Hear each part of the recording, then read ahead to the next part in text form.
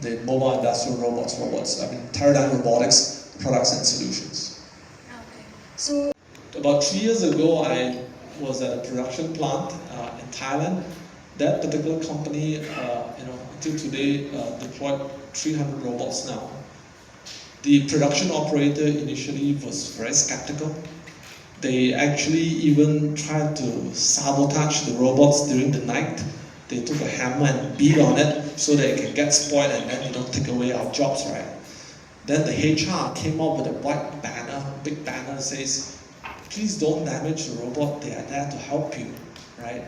And 6 months later, the production operator is actually going back to the management and saying, can you please put in more robots, because the robots are actually removing the tasks that they're doing very briefly. I see that as one successful case that I can share.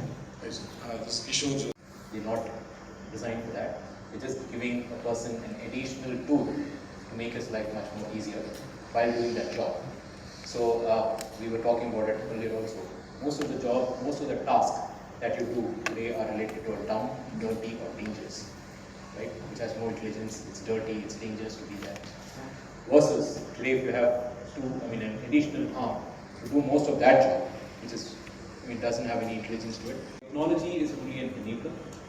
I think there's so much more that we can do in this space to make sure that manufacturing of tomorrow can use us in a better way. he asked which sectors. Is in robotics, right? Robotics was over 60 years old. We quickly saw adoption and it kind of saturated in certain spaces that were automation friendly, they were high volume. You could justify the integration time and expense of that. Then we had the next phase, which I think insertion is where we think that physical AI is going to have a meaningful difference. Again, not just in electronics, but across the entire industry. All of these similar tasks based on feedback and adaptation, I think, are where we're going to see great expansion. And within the first 10 months of our inception, we kind of went from a concept to actual real-world deployment in New York, in the United States. Right now, we have few robots deployed at real construction job sites. And I think some of it was possible because we were able to partner with Universal Robot. I think they have been great partners for us. As you all know, robotics is just kind of taking off in the real world. We are really now starting to step out of manufacturing setups wherein there were many controlled environments and controlled setting, right?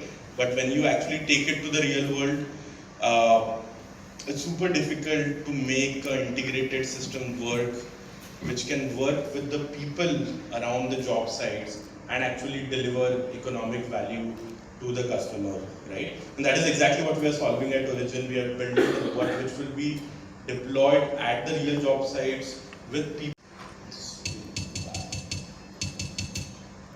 No worries, we can actually just play the video that way. This is bound to get larger in size because of people leaving the construction workforce. At the same time, construction has continued to become more unproductive and expensive across the last century. Some of the best companies in the world, like Tesla, BYD, have 80% of their work being done by robots. Across the world, we are going through one of the largest infrastructure build-out in the last 50 years.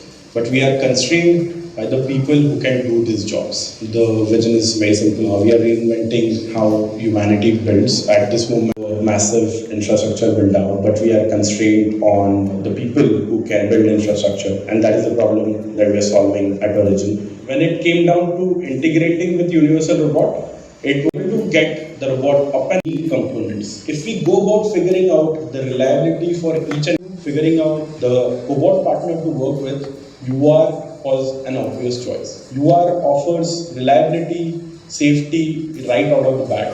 At the same time, it has been extremely easy to integrate with robot. Thanks to the no lighting. This way. Okay.